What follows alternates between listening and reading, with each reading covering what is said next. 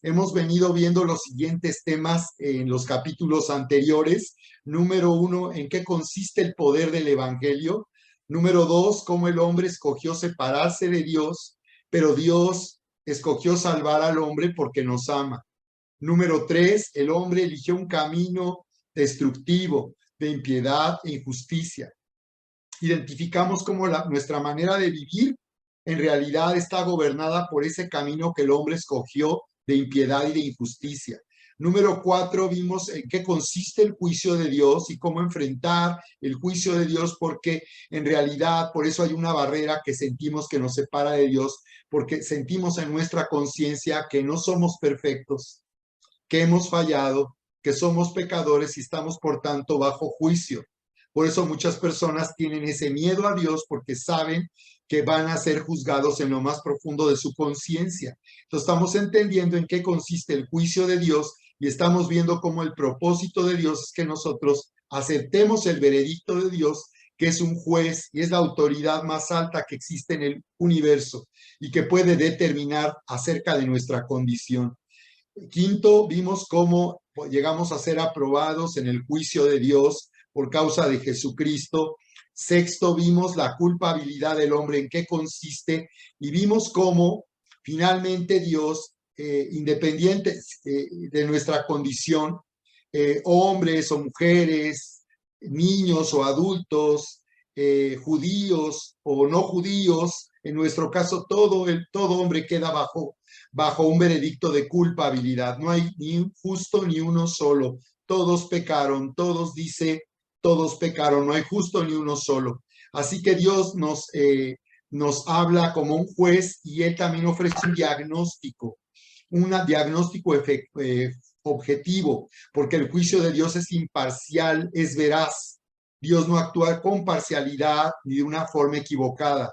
El juicio de Dios es veraz y finalmente Él nos lleva a la convicción de que somos culpables para reconocer que necesitamos de su salvación.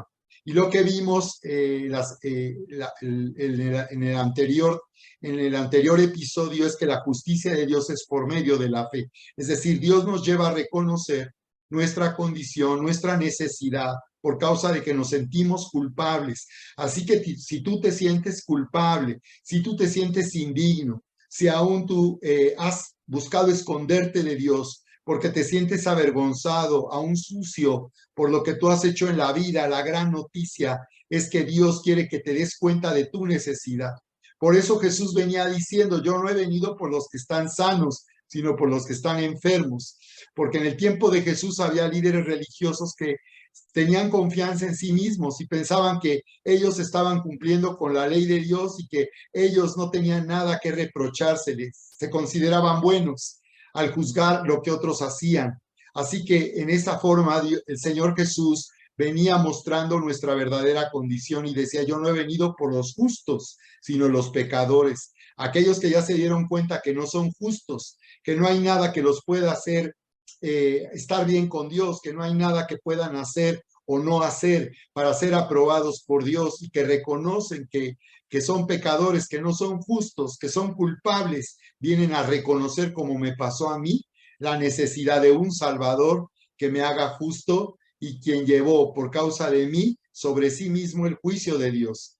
Así que la Biblia declara que el Señor Jesucristo fue juzgado al morir en esa cruz. Así que la justicia de Dios, estamos comenzando ya a entrar en esa parte, es por fe. Vamos a ver entonces en qué consiste la justicia de Dios y en esta ocasión vamos al hacer nuestra lectura y estudio en el libro de Romanos, como la justicia de Dios que se expone aquí, como no hay nadie que pueda ser justo por sus obras, nos va a dar dos ejemplos de cómo la justicia de Dios se manifestó en la vida de un hombre llamado Abraham y en la vida de David, que fue rey de Israel.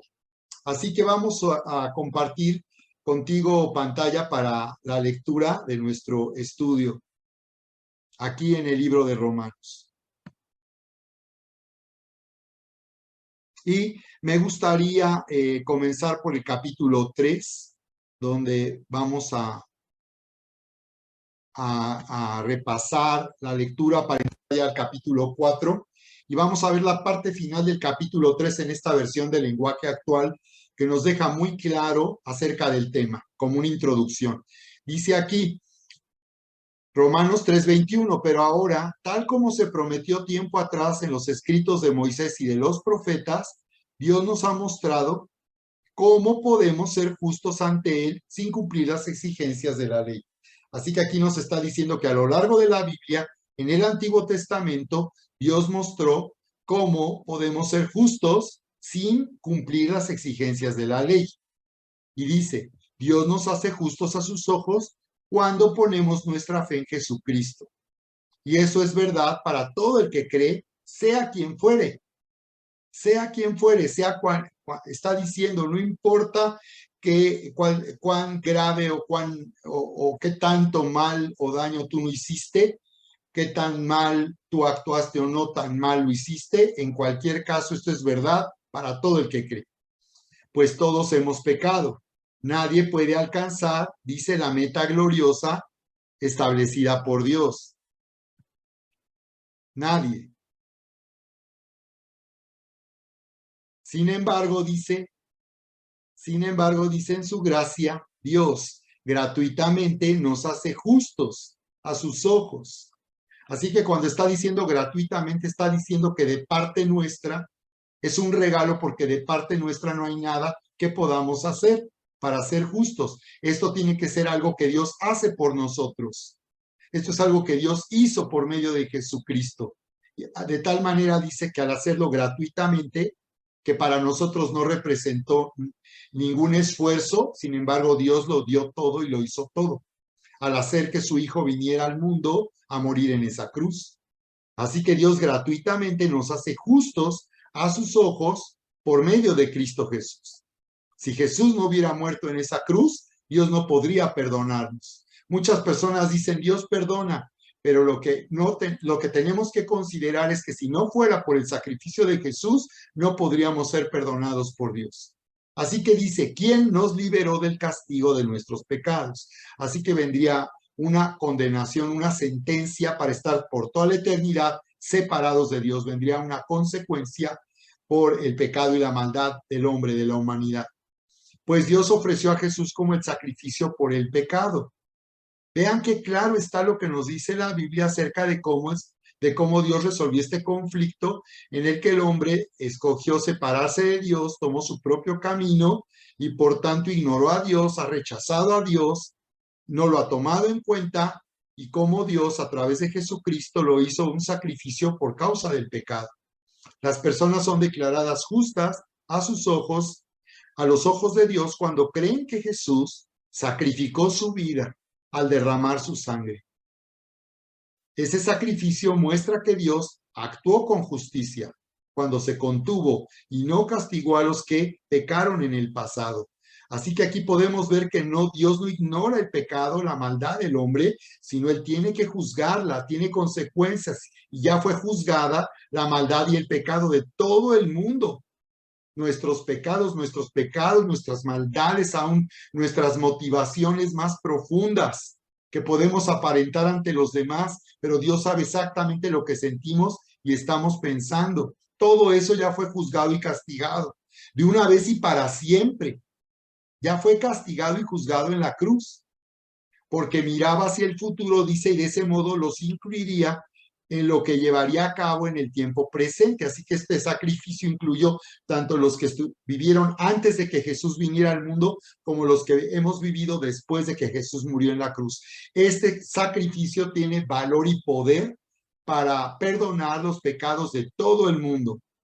Dios hizo todo esto, dice, para demostrar su justicia, porque Él mismo es justo e imparcial, y a los pecadores los hace justos a sus ojos cuando creen en Jesús.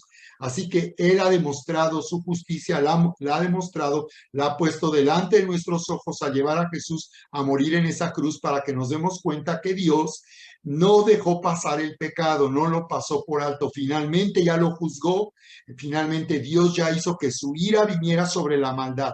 Díganme ustedes, ¿cuántos de nosotros no nos enojamos, nos indignamos ante la maldad que estamos viendo en el mundo en que vivimos?